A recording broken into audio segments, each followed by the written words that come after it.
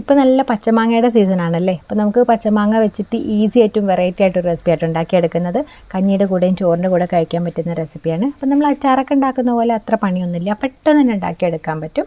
അപ്പോൾ അതിനായിട്ട് നമ്മളിതാ മാങ്ങ എടുത്തിട്ട് ഇതുപോലെ ചെറിയ ചെറിയ പീസായിട്ടൊന്നിങ്ങനെ കട്ട് ചെയ്തെടുത്തിട്ടുണ്ട്. ഇനി ഇതാ നമ്മളൊരു പാൻ അടുപ്പത്ത് വെച്ചിട്ട് നമുക്ക് ഇതിലേക്ക് ഒരു മസാല ഉണ്ടാക്കിയെടുക്കണം. അപ്പോൾ അതിനായിട്ട് ഞാൻ കുറച്ച് വെളിച്ചെണ്ണ ഒഴിച്ചു കൊടുത്തിട്ടുണ്ട്. അപ്പോൾ ഇത്രയും വെളിച്ചെണ്ണ ആവശ്യമില്ല കേട്ടോ, നമുക്ക് ഫ്രൈ ചെയ്തെടുക്കാൻ വേണ്ടിയിട്ടാണ്. അപ്പം നിങ്ങൾക്ക് ഇതിന് പകരമായിട്ട് നല്ലെണ്ണ വേണമെങ്കിലും യൂസ് ചെയ്യാം കേട്ടോ. അപ്പം ഞാനിതിലേക്കൊരു 10-12 വറ്റൽമുളക് ഇട്ടിട്ട്, പിരിയമുളകാണ് അതിട്ട് കൊടുത്തിട്ടുണ്ട്. അപ്പോൾ ഇതിന് പകരമായിട്ട് സാധാരണ മുളകാണെങ്കിലും കുഴപ്പമൊന്നുമില്ല. അത്ര ഇട്ടിട്ട് നമ്മളൊന്ന് ഫ്രൈ ചെയ്തെടുത്തു. ആ ഒരു സെയിം എണ്ണയിൽ തന്നെ ഞാൻ കുറച്ച് കറിവേപ്പിലയും കൂടെ ഫ്രൈ ചെയ്തെടുത്തിട്ടുണ്ട് കേട്ടോ. ഞാനിങ്ങനെ ഒരു വീഡിയോ കണ്ടായിരുന്നു, കറിവേപ്പില ഇങ്ങനെ നേരെ ഫ്രൈ ചെയ്തെടുക്കുന്നത്. പക്ഷേ ഇത് വലിയ ആ ഒരു കണ്ണി ആയതുകൊണ്ട് കുറേ കറിവേപ്പില താഴെ പോയിട്ടുണ്ടായിരുന്നു. അപ്പോൾ എല്ലാം ഞാൻ എണ്ണയിൽ നിന്ന് കോരി എടുത്തിട്ടുണ്ട്. പിന്നെ അതിലേക്ക് തന്നെ നേരത്തെ നമ്മൾ കട്ട് ചെയ്തിട്ടുണ്ടായിരുന്ന മാങ്ങയും കൂടെ ഇട്ടിട്ടൊന്ന് ഫ്രൈ ചെയ്തെടുക്കുകയാണ്. അപ്പോൾ ഒരുപാട് ഒരുമിച്ചിട്ടുണ്ട്, ഞാൻ 2 തവണ ആയിട്ടാണ് ഇട്ട് കൊടുത്തിട്ടുള്ളത്.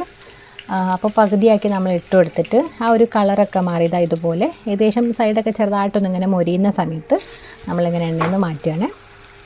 അപ്പോൾ ഇതാ നമ്മൾ കരിഞ്ഞു പോവാതെ എല്ലാം ഫ്രൈ ചെയ്തൊക്കെ എടുത്തിട്ടുണ്ട്.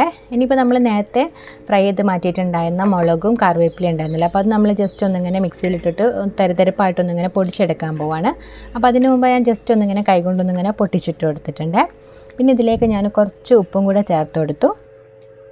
ഉപ്പ് നമുക്ക് ഇത് പോരായിരുന്നു കേട്ടോ, ഞാൻ പിന്നീട് കുറച്ചുകൂടി ഉപ്പ് ചേർത്ത് കൊടുത്തിട്ടുണ്ട്. അപ്പോൾ നിങ്ങൾക്ക് വേണമെങ്കിൽ ആദ്യം തന്നെ അത്യാവശ്യം ഉപ്പിട്ട് കൊടുക്കാം.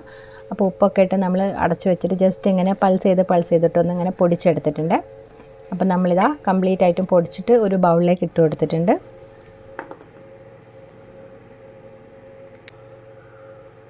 അപ്പോൾ ഉപ്പ് നോക്കിയപ്പോൾ ഉപ്പ് ഭയങ്കര കുറവായിരുന്നേ, നല്ല എരിവുണ്ടായിരുന്നു. അപ്പോൾ ഞാൻ കുറച്ചുകൂടി ഉപ്പ് ചേർത്ത് കൊടുത്തു. അതുപോലെ തന്നെ ഇത്തിരി കായത്തിൻ്റെ പൊടി, അതുപോലെ തന്നെ വറുത്ത് പൊടിച്ച ഉലുവ, ഇത്രയും ചേർത്ത് കൊടുത്ത് നന്നായിട്ടൊന്ന് മിക്സ് ചെയ്ത് കൊടുത്തിട്ടുണ്ട്. ഇപ്പോൾ നമ്മളെല്ലാം കൂടെ നന്നായിട്ടൊന്ന് മിക്സ് ചെയ്ത് കൊടുത്തിട്ടുണ്ട്. അപ്പോൾ ഉപ്പ് നോക്കിയപ്പോൾ ഉപ്പും കായൊക്കെ കറക്റ്റായിരുന്നു കേട്ടോ. ഇനിയിപ്പോൾ നമ്മളിതിലേക്ക് നേരത്തെ ഫ്രൈ ചെയ്തിട്ടുണ്ടായിരുന്നു മാങ്ങ കംപ്ലീറ്റ് ആയിട്ട് ഇട്ട് കൊടുത്തിട്ട് എല്ലാം നന്നായിട്ടൊന്ന് മിക്സ് ചെയ്തെടുക്കുകയാണ്. അപ്പോൾ ഈ ഒരു സമയത്തൊക്കെ നമ്മൾ കൈ കൊണ്ട് തന്നെ മിക്സ് ചെയ്യണം കേട്ടോ, അപ്പോഴാണ് അതിനൊക്കെ ഒരു നല്ലൊരു ടേസ്റ്റും നന്നായിട്ട് മിക്സ് ആവുകയും ചെയ്യുക കേട്ടോ. അപ്പോൾ കുറച്ച് നമ്മൾ നേരത്തെ ഫ്രൈ ചെയ്തിട്ടുണ്ടായിരുന്ന എണ്ണയും കൂടെ ഒഴിച്ച് കൊടുക്കുന്നുണ്ട്. ആ ഒരു നനവും കൂടെ വരുമ്പം ആ ഒരു മസാല കറക്റ്റായിട്ട് മാങ്ങയിലേക്കൊക്കെ പിടിക്കാൻ വേണ്ടിയിട്ടാണ്. അപ്പോൾ ഇതാ നമ്മൾ നല്ല കൊത്തിയായിട്ടുള്ള ഒരു റെസിപ്പി ഇവിടെ റെഡി ആയിട്ടുണ്ട് കേട്ടോ.